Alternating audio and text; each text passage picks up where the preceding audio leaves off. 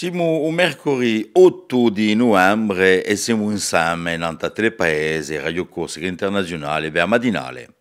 Bonjour, salut a tutti.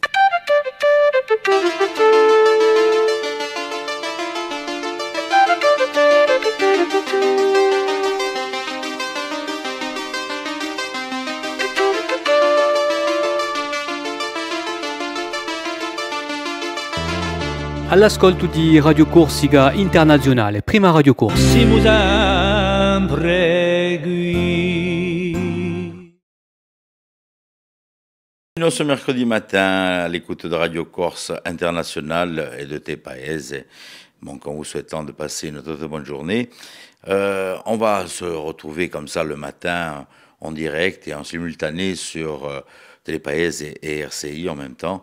Donc pour un petit moment, on a vu que tombe ensemble, vous allez retrouver de l'information, de la météo, des rubriques. Par exemple, aujourd'hui, nous allons retrouver la littérature pour les plus petits avec Elisa. Nous allons retrouver aussi la directrice di Una Volta à Bastia qui va nous présenter donc le festival Cinetica.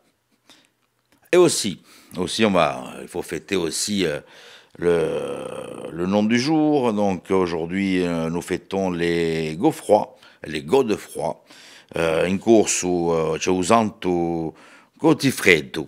Voilà, je n'ai mica tanti, hein. Bon, je n'en connais pas d'autres, moi, et même très peu de Godefroy. Ma principia stamane con Mariangela Geronimi, che tutte le mattine ci fa un bello proverbio in lingua corsa. È charmante, Mariange. Salut a tutti, Mariangela Geronimi, per parte con voi oggi proverbio di giorno, come ogni giorno so con voi e vi faccio parte e mo pensamento non ha un detto, un proverbio, qualcosa che aggiungerò. Allora, per oggi il tema che ho scelto è a casa, l'amicizia, l'inimicizia, il parentato, tutto ciò che ci circonda. Dopo, più tardi, da altri giorni, vedremo da altri temi, bella sicura. Sta da sante questo qui. Quando a mano una brande, a casa a rande. Allora, vuole dire qualcosa quantunque di speciale. Si dice a gue per qualcosa che non si ritrovava più, se non era mica stata rubata. Quando a mano una brande, quando qualcosa non è mica stato biato di mano, un giorno a casa lo renderà. Se può cercare dei vostri specchietti, se nessuno vi l'ha rubati, avete da cascare un giorno o l'altro. Ecco qui. Allora, quando a mano lo prende, a casa a rende. Salute.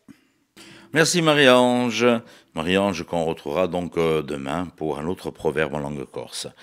Dans les petites sorties de ce mercredi, nous sommes toujours dans le cadre des 24e rencontres musicales méditerranéennes, qui elles se déplacent aussi, qui ne sont pas que sur Bastia. À savoir que vous allez pouvoir les retrouver aujourd'hui, ce mercredi, à partir de 19h, à la médiathèque de Castagniccia Maremonti, Folelli. Vous savez, c'est l'ancienne usine Atana, aux di Folelli, avec le gaz anomica. Et pour cette 24e rencontre musicale donc, du Code de Folelli, ce sera l'orchestre Niccolo Paganini de Gênes, qui sera donc avec nous, et en première partie, les élèves di Scuola in Festa, i Idelli di Folelli. Voilà, n'hésitez pas à y faire un petit détour, et pour ceux qui sont dans la région bastiaise, ça va se dérouler donc pour ce mercredi, tout d'abord, 18h à Casa di Lingue, on a un musicale avec les musiciens égyptiens, et la suite, à 19h, c'est à l'Albor, un concert dédié aux pays invités, on va voir le Maroc. Et donc 18h-20h, on achète un musical avec les musiciens invités, musiciens corses, autour du cadre de Casilling. D'autres soirées seront programmées, bien sûr, dans cette semaine, donc pour arriver jusqu'à la clôture ce samedi 11 novembre. En attendant, bon, le temps n'est pas au beau fixe aujourd'hui, c'est plus une journée pour rester tranquille chez soi, bien couvert. La cheminée, je pense que vous l'avez déjà allumée. Quoique castagne de veau, tranquille. Si vous n'avez rien à faire, si vous ne travaillez pas, si vous êtes en congé, pourquoi pas. Mais là, soyez prudents sur les routes, car aujourd'hui, on va avoir beaucoup de pluie.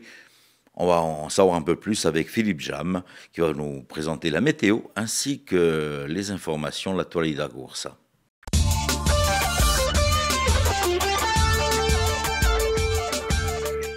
Bonjour Auguste, bonjour à toutes et à tous. La journée sera bien ensoleillée. Aujourd'hui avec un vent d'ouest qui va souffler encore assez fort jusqu'en milieu d'après-midi sur toute la façade occidentale de l'île, à ses extrémités et également en montagne avec des rafales qui pourront atteindre jusqu'à 65 km/h. Les températures maximales seront sans grand changement, 15 à 19 degrés et 9 à 14 sur le relief.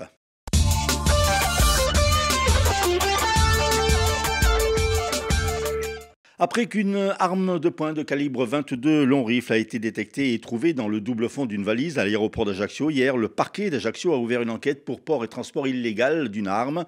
Dans le bagage, les policiers ont trouvé des documents permettant d'identifier le passager, un homme d'une soixantaine d'années. Celui-ci, après avoir contacté son avocat, s'est rendu aux autorités qui l'ont placé en garde à vue. Victime d'une cyberattaque la semaine dernière, la compagnie maritime Corsica Ferries a annoncé hier porter plainte. L'attaque informatique a également été notifiée à la CNIL et les clients de la compagnie informés d'un possible vol de leurs données personnelles. Le 27 octobre dernier, la compagnie avait été victime d'une cyberattaque revendiquée par un groupe de hackers pro-russes demandant une rançon, ce à quoi s'était refusé et Corsica Ferries, le système informatique, avait pu être rétabli plusieurs heures plus tard.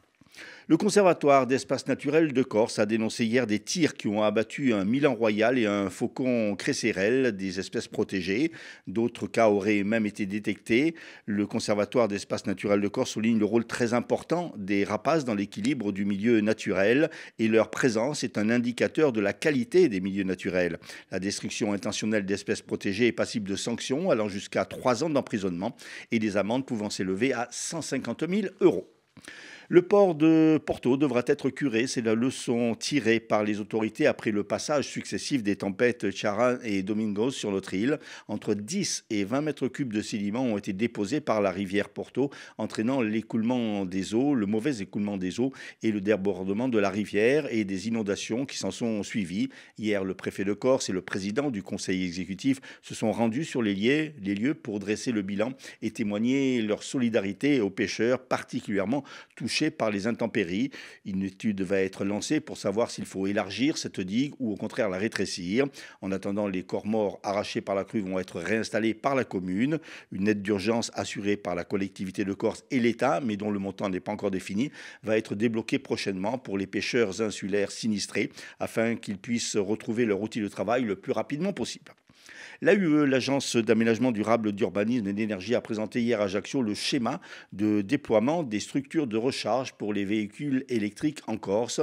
Alors qu'actuellement sur l'île, le parc de voitures électriques s'élève à 7000 véhicules hybrides en circulation, ce nombre devrait passer à 50 000 en 2030, d'où l'urgence de créer des points de recharge pour augmenter les 10 000 points existants. L'AUE estime à 49 000 ceci. L'AUE qui lance donc un appel à projet afin d'accompagner les collectivités, notamment les intercommunalités, au déploiement de ces points de recharge, projets qui devront être prêts d'ici fin 2024.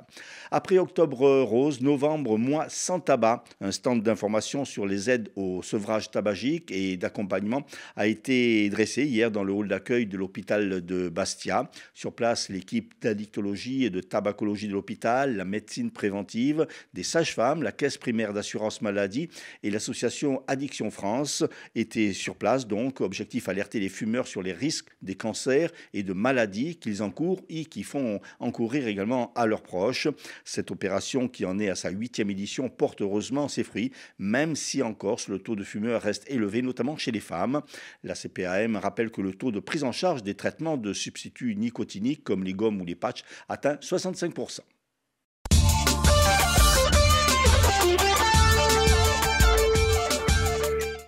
Merci Philippe pour toutes ces infos. On vous retrouve pour midi sur Radio Corse International pour le retour de l'info.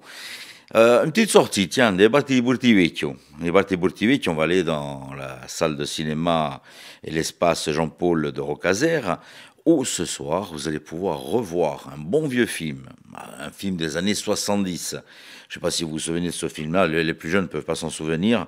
C'est La Grande Bouffe de Marco Ferreri. Et il y aura aussi la présence de la comédienne Andrea Ferrero. À savoir que ce film date donc de 1973.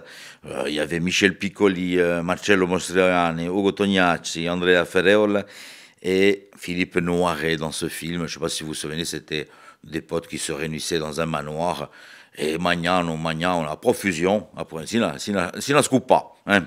Même que ce film à l'époque a été fait un vrai scandale parce que bon, on se retrouvait dans une époque où il y avait cette bourgeoisie décadente et ça a fait un petit couac quand même à l'époque au niveau de la sortie de ce film en 73. Bon, pour ceux qui veulent le revoir, ce grand écran, c'est donc ce soir à partir de 20h30 à la Cinémathèque donc de Porto Vecchio, l'espace Jean-Paul de Roccaser.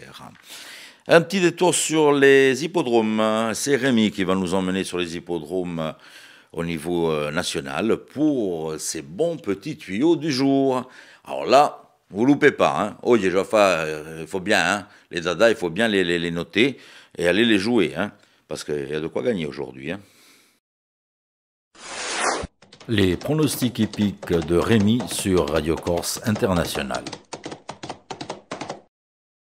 Bonjour à tous, ce mercredi dans les bons coups du jour, nous serons sur l'hippodrome de Nantes. On va commencer avec le quintet, je vais mettre en tête le numéro 13, Gannet de Banville. Passons la 6e course où le 11, Iguane de Caponnet devrait lutter pour la victoire, tout comme dans la 7e, le numéro 5, Fascinoso de Loup. Bon jeu à tous. Un petit détour du côté de la librairie La Marge, ce sera donc pour ce vendredi, à savoir que Karine Adolfini, autour de son ouvrage L'Occhio, sera là donc pour la dédicace. N'hésitez pas à y faire un petit détour. Donc, je vous rappelle, donc vendredi 10 novembre, de 17h à 19h, elle sera présente et dédicacera donc votre livre. On s'en met quasi badava l'Occhio, hein. Vous pouvez quand même lui poser la question. Nous allons retrouver Elisa. Aujourd'hui, c'est mercredi, donc c'est les lectures pour les plus petits. Je vous invite à suivre donc les lectures d'Elisa sur Radio Corse International et en simultané donc sur Télépaèse avec nos auditeurs et téléspectateurs donc aujourd'hui que nous avons pour cette matinale.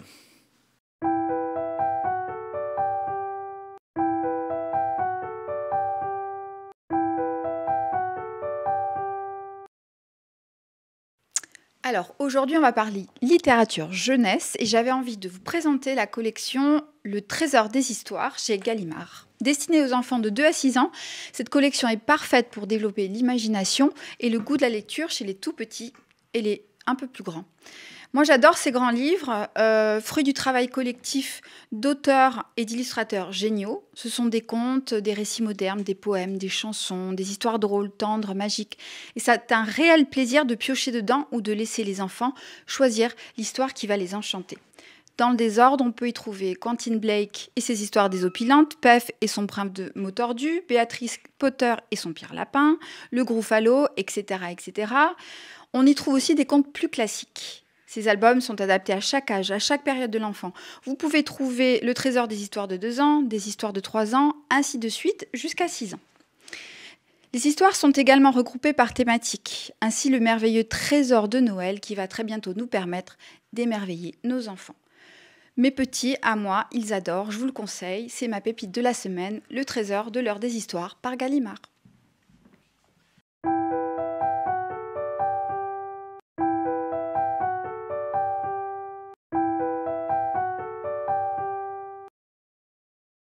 L'invité de la rédaction aujourd'hui, c'est la directrice du Centre culturel Una Volta qui va nous présenter le festival qui va débuter du 10 au 12, Cinetica, au micro de Philippe Jam.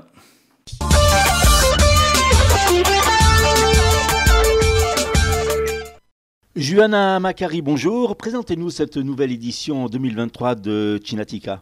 Alors bonjour, cette édition 2023, elle est particulière puisqu'on a la grande chance de pouvoir projeter Le Garçon et le Héron, donc le dernier film de Miyazaki qui était très attendu. Je crois que ça fait 7 ou 8 ans que son dernier film est sorti. Il avait évidemment annoncé sa retraite, mais il a l'air de ne pas vouloir la prendre du tout. Et donc on a la chance de projeter ce film en exclusivité sur Bastia. Il sera projeté en VO et en VF pour contenter tous les publics. Et puis, évidemment, on a aussi la chance d'accueillir des équipes de réalisation. Margot Dusseigneur et Antoine Marchalot qui ont réalisé notamment les décors du film Linda veut du poulet, qui a été primé, qui a eu le Cristal à Annecy cette année. Donc Margot a aussi réalisé l'affiche du festival de cette édition. Et puis ensuite on accueillera également Jérémy Perrin qui est le réalisateur de Mars Express, un film de science-fiction qui se déroule à une époque où robots et humains cohabitent et coopèrent, mais parfois avec difficulté. Un très très beau film, très très intéressant. Et puis évidemment on projette aussi tous les ans l'un des films d'animation doublé en langue corse par l'équipe de Fio Ramos. Donc ce sera cette année Voudou et la Drone et le rat c'est les rats, qui sera projeté le dimanche matin, donc plutôt jeune public. Alors cette manifestation, ce sont 3 jours. Combien de films, combien de séances ? Alors une quinzaine de films, des séances qui s'échelonnent du vendredi soir, donc 10 novembre, au dimanche soir 12 novembre. Et puis évidemment des ateliers d'initiation aussi aux techniques du cinéma avec de la 2D, du stop motion, de la création plastique aussi, puisque c'est une part importante du travail en animation. Et donc ces rencontres aussi avec les équipes. Une manifestation qui est faite en partenariat avec le cinéma Le Régent également. Voilà, donc c'est l'association Cinéma Sochu, c'est un trio en fait, l'association Cinéma Sochu qui porte le festival en partenariat avec Unaolta qui assure en fait la direction artistique et puis la partie pédagogique avec les ateliers, et le cinéma Le Régent qui programme et donc diffuse les films dans les 3 salles du cinéma pendant 3 jours. Et puis il faut bien le préciser, c'est une manifestation tout public. Oui, on a des films. Alors le film pour les plus jeunes, ce sera Les Tout Rouges et les Tout Bleus. Donc c'est à partir de 3 ans, vraiment le premier film que l'on peut voir au cinéma. Et puis il y a des films plus adultes, Mars Express en fait partie. Et puis des films qui sont aussi à partager vraiment en famille, où l'on sait que les adultes comme les enfants vont prendre du plaisir durant la projection, comme Linda veut du poulet par exemple.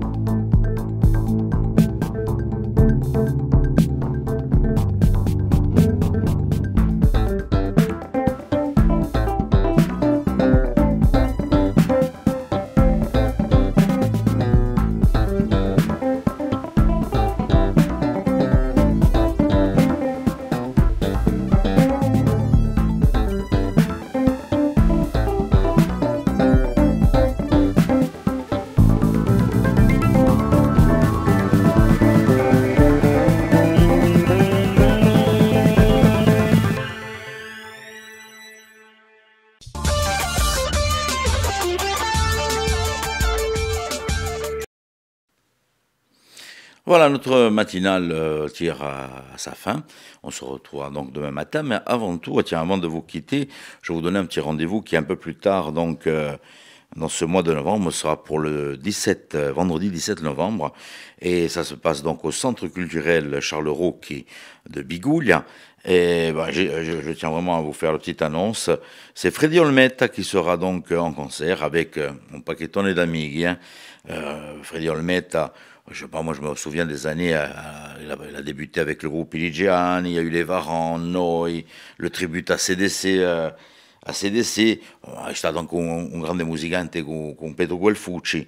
Et dans Michael Sesolo, dans son univers, il va y avoir donc Sandrine Luigi, la guitare classique, une merveille, Ange Torre à la basse, Fanuto Racinta, Pierre Vera, et je pense aussi que nous aurons aussi le maestro Christophe McDaniel. Réservez vos places, réservez vos places parce que ça va très très vite aussi au niveau des réservations actuellement sur le centre culturel Charles Roquet de Bigouille pour ce 17 novembre pour le concert de Freddy Olmette. Voilà, j'y tenais. Et puis on va le recevoir dans quelques jours en invité sur RCI et Télépaèse.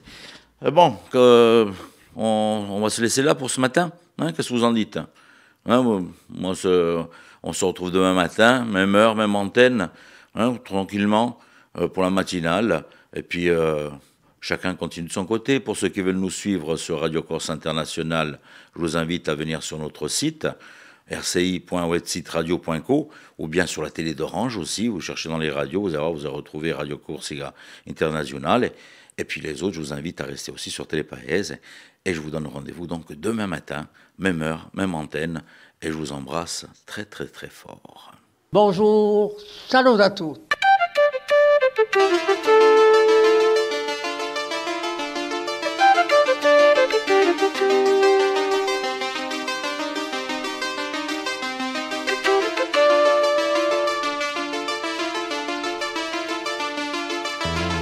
All'ascolto di Radio Corsica Internazionale, prima Radio Corsa. Siamo sempre qui.